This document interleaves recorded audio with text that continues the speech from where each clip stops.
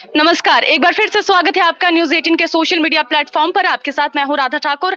पल पल की अपडेट हम लगातार आप तक पहुंचा रहे हैं और इस समय जो स्थिति हिमाचल प्रदेश में बनी हुई है वो स्थिति बेहद रोमांचक है। हिमाचल प्रदेश के विधानसभा चुनाव का जो रोमांच है वो इस समय चरम पर पहुंच चुका है।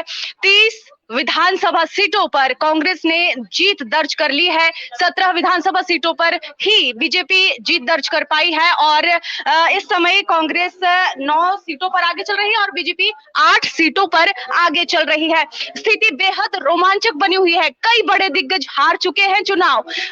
इसमें कांग्रेस के दिग्गज भी शामिल है और बीजेपी के दिग्गज भी शामिल है। बीजेपी के कई कैबिनेट मंत्री अपनी सीट गंवा चुके हैं। रामलाल मारकंडा लाहौल स्पीति से खड़े थे और लाहौल स्पीति से रामलाल मारकंडा हार चुके हैं। सुरेश भारद्वाज एक बड़ा चेहरा शहरी विकास मंत्री थे, वो भी अपना चुनाव हार चुके हैं। कुसुम्पटी सीट से खड़े थे लेकिन अनिरुद्ध सिंह ने हैट्रिक मारी जीत की और अनिरुद्ध सिंह ने जीत दर्ज कर ली है। कांग्रेस की झोली में उन्होंने सीट डाली। तीसरी बार उन्होंने कुसुम्पटी विधानसभा सीट कांग्रेस की झोली में डाली।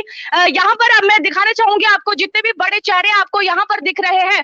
राजीव बिंदल नाहन से ये खड़े थे, एक दिग्गज नेता बीजेपी के, ये हार चुके हैं इस बार।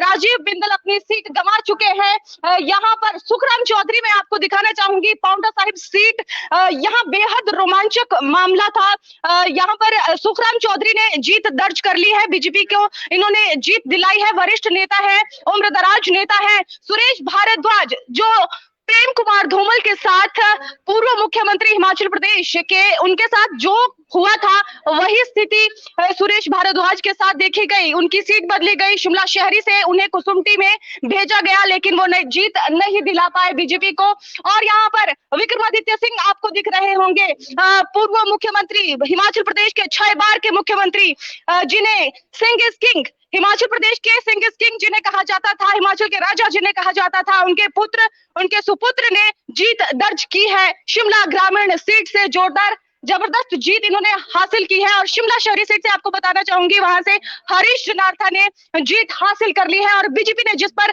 चाय वाले जो जनाब थे वो जीत नहीं दिला पाए बीजेपी को। शहरी सीट पर दाव खेला था बीजेपी ने लेकिन वो जीत नहीं दिला पाए, शहरी सीट ले गए हरीश जनार्था। और अनिल शर्मा एक बड़ा चेहरा मंडी सदर से उन्होंने जीत दर्ज करवाई और बीजेपी की झोली में सीट डाल दी है। अनिल शर्मा, उन्हें कहा जाता है कि कभी कांग्रेस कभी बीजेपी, उनके जो पिता है सुखराम चौधरी, उनके हाल फिलहाल में उनका निधन हुआ, लेकिन अब वो दोबारा से बीजेपी में आए थे और अनिल शर्मा ने बीजेपी के झोली में सीट डाल दी है।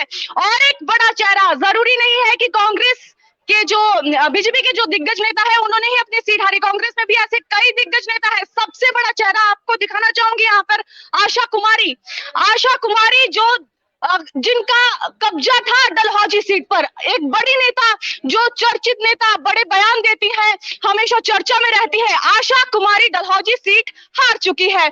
यहाँ पर बड़ी हार उन्हें मिली है इस बार। आशा कुमारी को उम्मीद थी जिस तरीके से वो दिग्गज नेता रही है लेकिन आशा कुमारी भी सीट हार चुकी है।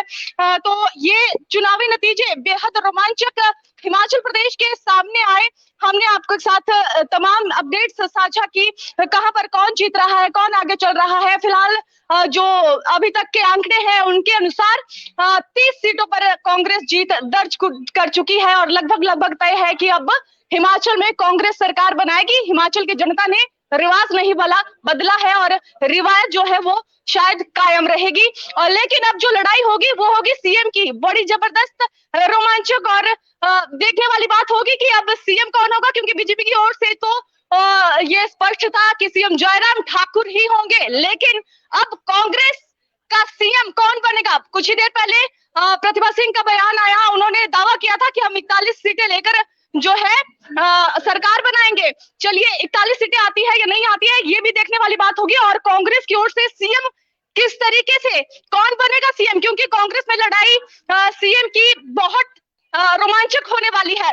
चलिए आपको लगातार सोशल मीडिया के माध्यम से भी और टीवी चैनल के माध्यम से भी अपडेट्स पल पल की, हर पल की पहुंचाते रहेंगे। फिलहाल के लिए इतना ही, नमस्कार।